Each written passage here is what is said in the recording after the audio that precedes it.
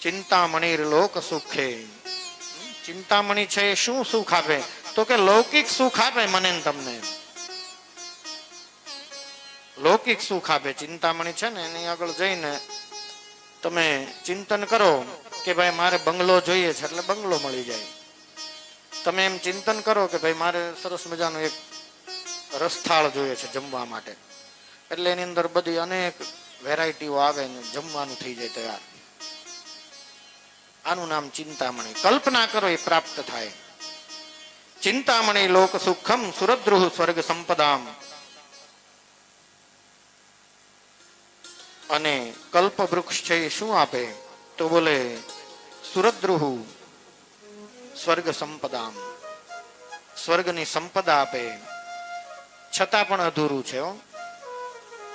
સ્વર્ગ આપણે એમ કહીએ સ્વર્ગમાં સ્વર્ગવાસ થયો, તો સ્વર્ગ શું છે?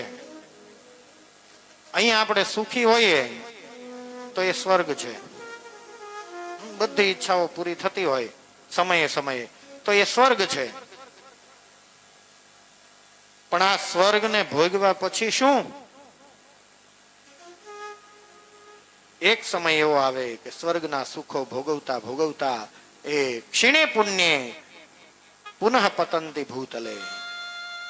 સ્વર્ગમાં સુખ ભોગવતા ભોગવતા એક સમય એવો આવે કે પુણ્ય ખલાસ થઈ જાય, પુણ્યનું બેલેન્સ, અને પૂરું થાય એટલે પાછો એ જીવ છે ધરતી પર આવે અને પાછો સુખ દુઃખમાં પડે. આ 84 લક્ષ યોનિનું જે ચક્કર ચાલે છે, ચકડોળ ચાલે ને, આપણે હમણાં મેળા વેકેશનમાં બહુ લાગ્યા હોય, એમ પાછો આ ચકડોળ ની અંદર બેસે અને ફરવા લાગે. તો સ્વર્ગની સંપદા મળ્યા પછી પણ પાછું આવવું પડે છે, કહેવાનો અર્થ એ છે. પણ જીવ છે એમ મેં કીધું એમ શિવમાં જો ભળી ગયો, પ્રભુમાં ભળી ગયો, પરમાત્માના પરમ તત્વની સાથે જો મળી ગયો તો પછી એને પાછું આવવું પડતું નથી.